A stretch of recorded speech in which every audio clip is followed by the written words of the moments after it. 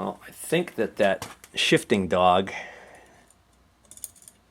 just slides out.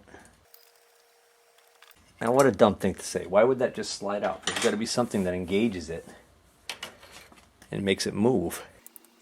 Where is that? That must be something on the back side of that gear that I can't see that does that job. I better consult that manual. Right in here, there's a roller bearing that looks really bad. All right, but once this carrier is driven all the way home, reinstalled and tightened down,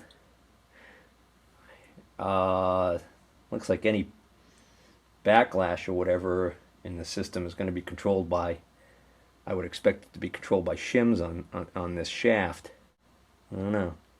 It's clear to me that that whole gear in the back there can't come out until the pinion gear comes out. The pinion gear can't come out until the nut on the end of it, on the end of that shaft coming down vertically, is removed, and that nut can't be removed until this dog is removed. I think it's called a clutch dog, if I remember correctly from back when I worked on that Johnson way back when. Well, duh, there you go, that just comes right out. Doesn't take rocket science to figure out that. Oh, that's spring loaded. Oh, how cool is that? Boy, I'll tell you, other than surface rust mixed with nasty grease, the condition of these parts looks fantastic. I don't think these parts are that old. Interesting. Once we clean it up too, we can get a look at this surface over here where this seal runs and see if there's a groove. But I'll tell you right now, with my fingernail, I don't feel anything. And this must be the surface where that bearing runs. Oh, wait a minute. The seal's there. Is the bearing that far down? No, it's not. Oh no, maybe it is. Actually, that looks like that might be a double lip seal. It's an interesting. Interesting. Alright. I got other fish to fry before I can get back to this later. Well, guys, figure I'm going to put together a little grocery list of parts to pick up to see if I can't start scrounging them cheap, new old stock, that kind of thing on eBay. Ask that local boat dealer who's giving me some really good deals on stuff, you know, whether or not he's got any thing he's willing to part with cheap. But anyways, I already took a quick look, and I stumbled upon a an eBay seller who, believe it or not, right now appears to have one of these carriers, a good used carrier, and he's only asking for like $10 or best offer plus free shipping, which is nuts. So, well, I shouldn't say it's nuts. What I mean is it's great for me. My plan was I was going to try and see if I can't weld that piece that broke off back on, because I think it was a clean break and I think it stayed in one piece. And it actually kind of went flying. I still hadn't figured out where that went. Alright, well, I can't find that at the very moment, but the point being is that I think I'm just going to end up buying that used one on eBay. It doesn't seem like it's even worth doing anything with this one. But when I was looking at the used one on eBay, it looked different than mine, and the reason why it looked different is because my gear is still in position here. So I was trying to figure out how this comes off. In other words, there's a bearing behind here apparently, and then there's that little sleeve bearing, roller bearing in here. And then I think there's another one of these bearings behind that other gear that's in there still. But the point is that, for starters, this should come... Wow, that sounds real crusty. Oh, it's freeing up. Oh yeah, that's beautiful. Anyways, so I already looked, and sure enough, the bearing that's behind here can be found on eBay for as much as like $70 or $80, or as little as like $18 or $20. So, all right. Goes without saying that there is a big O-ring right here, which is responsible for sealing this thing. It's interesting. I thought this was just sitting in a groove, but this whole thing's moving. It's not how I'd expect that to go together. Okay, so the $1,000,000 question is, what holds this gear in this housing?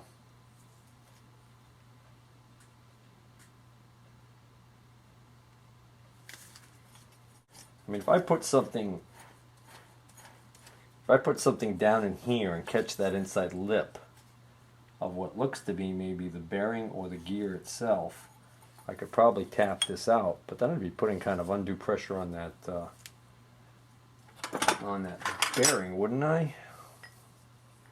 Unless it's not very tight.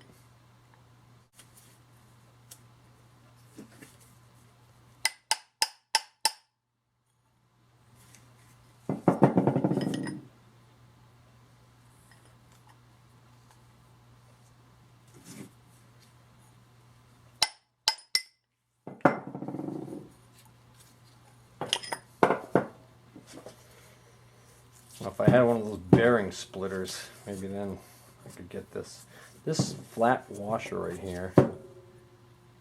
That just kind of blows my mind that just kind of sits loose like that. Instead of this big O-ring sitting in a groove like I expected it to, it just kind of sits here on the periphery of this thing and is held in place by this washer, which is just swimming. Alright.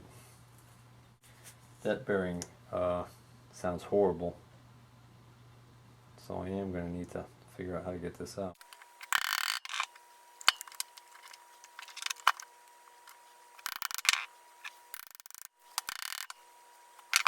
Yeah, I don't like it. I'm worried about bending.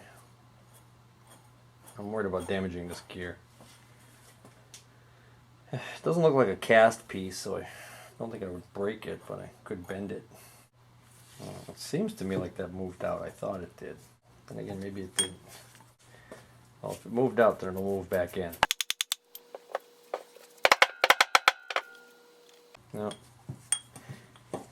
Maybe I was seeing things.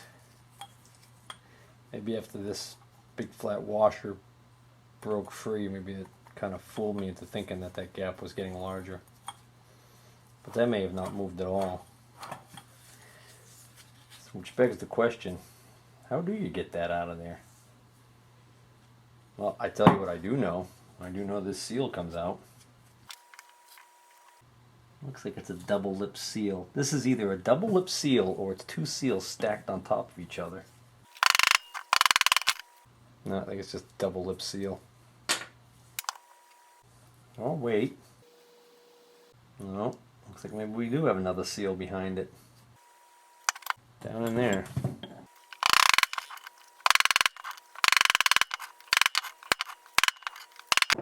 There it is. Interesting. Seal number 1 has the open side of the seal facing out towards the prop. And that seal has a part number on it. It's a C/R, so that's probably Chicago Rawhide 504652. 504652. Love that. You get a number like that, now you can just ignore pretty much OEM Mercury as far as I'm concerned and just get a cross for a Chicago Rawhide seal, probably for a fraction of the cost. Although I've already seen, I think, this seal for pretty cheap money, new old stock. So that's that one there. The seal behind it actually goes in with the open side of the seal facing in. So let's get the closed face of the seal. So these seals are in here like this, back to back. And seal number 2 is a 504652. Same seal. So we're going to need 2 of those.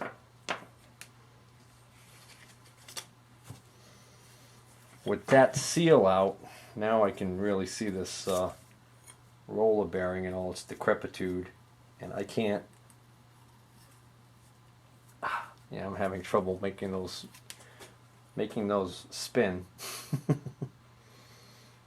Alright. So that bearing looks like it could be pushed out from this way. Yeah, that bearing could definitely be pulled out from this, pushed out from this direction, pressed out from this direction, if this gear was already off. There'd be plenty of clearance to put a sleeve down there and push it right out. So that's why I think that this needs to come out of here. Well, this is interesting. There are 2 lines scratched on here that, I don't know if that happened when it was being pulled out, or if somebody actually put those on there to indicate a way that this goes in. I don't know why that's on there. There you go, 2 lines. Sure looked like they were intentionally scratched in there by somebody.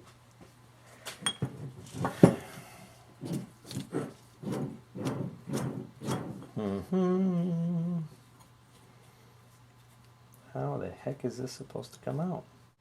Doesn't exactly lend itself to being put in a press and having it pushed out from this side because of the fact that what are you going to support this with? The gear's in the way. Oh, I just noticed I can see a part number on this bearing also. That's a Torrington bearing. I wonder if that's named after Torrington, Connecticut. USA, made in the USA. Looks like there's a remnants of a number here under some crud. Okay, and the number on this bearing, I cleaned it up. It's clearly a Torrington B-1916. Well, I cleaned up the prop shaft itself, and some disconcerting news there. Still haven't figured out how this comes off. This is spring-loaded in some way. And then, actually, there's like almost like a little pilot bearing. This rod on the end here. It's kind of interesting the way that is made. But the big problem here is right here. We got 2 issues here. Issue number 1, surface where the bearing, the surface where the 2 seals ride is right here, and you can see where the seal has worn an area right here on the surface, and then also here. Now, feeling with my fingernail, this one back here actually doesn't feel too bad. Matter of fact, even with the point of this scriber, yeah, there's a little bit of a dip there. This one, the outboard one, is much worse. There's a definitely perceptible ridge of metal right here at this edge. Wouldn't be surprised if fishing line got in there at some point in this thing's lifetime. So that's not good. Now, I haven't checked yet, but I'm wondering if they make a speedy sleeve that I could use in this situation. But the other problem, which is the bigger problem in my eyes, is this area right here that looks like complete garbage. This is the area where that roller bearing is actually supposed to ride. And so this should be a hardened precision ground area, I would think. And it just looks like complete snot. It looks like that was just parked there in that position for a long period of time and then corroded maybe. That is really poor looking. That is so poor that I think I'm just going to hit it with the wire wheel just to see if it even cleans up, but I I kind of have my doubts on that one. Doesn't look hopeful to me. Well, actually cleaned up more than I thought it would, but it's still kind of nasty looking. What's so disconcerting is that under magnification I could see quite a bit of pitting in that thing. I mean, I just don't know whether or not it would be worth the risk of trying to press this back into service.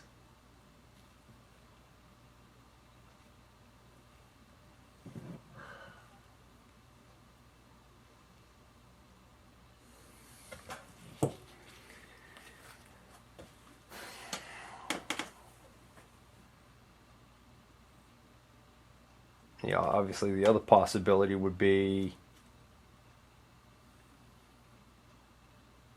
turning this area down, building it back up with weld, and then precision grinding it back down to rebuild that shaft.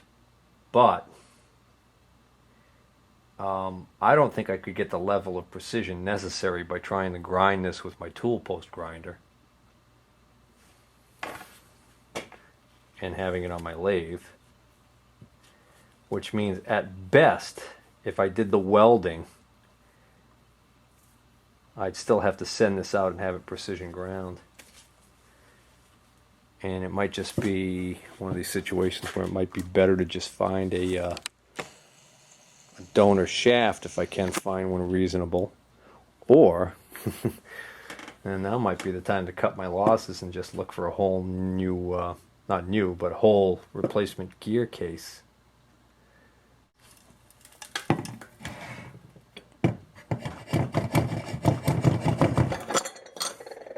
Yeah, there's still water coming out of this. Oh, actually, I take that back. I forgot. That might actually be, that might not be water. That might actually be the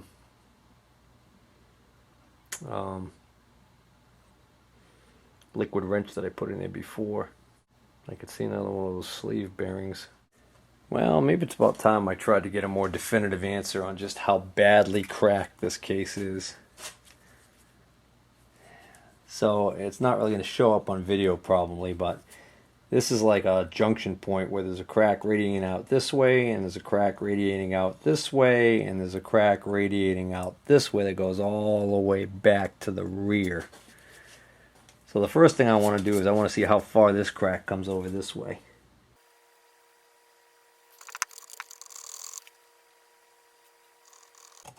Well, I'll have to sand this down quite a bit to the bare metal. But it appears like the crack pretty much peters out right about here. There's something here.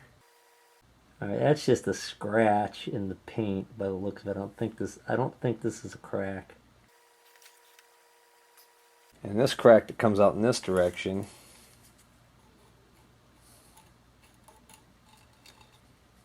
appears to maybe just kind of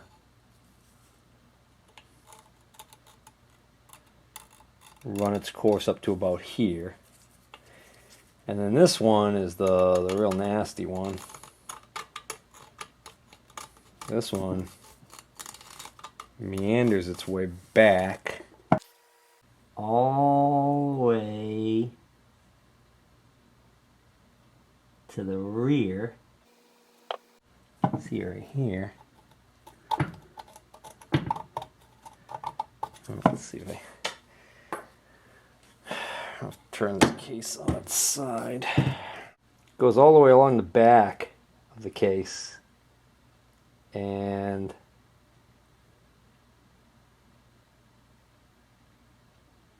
appears to stop. Alright, you can see it right here.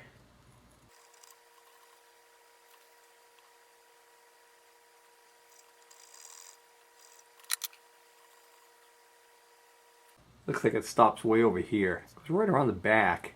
It gets really tight right here, so it's almost impossible to see. And then right about there, it appears to stop.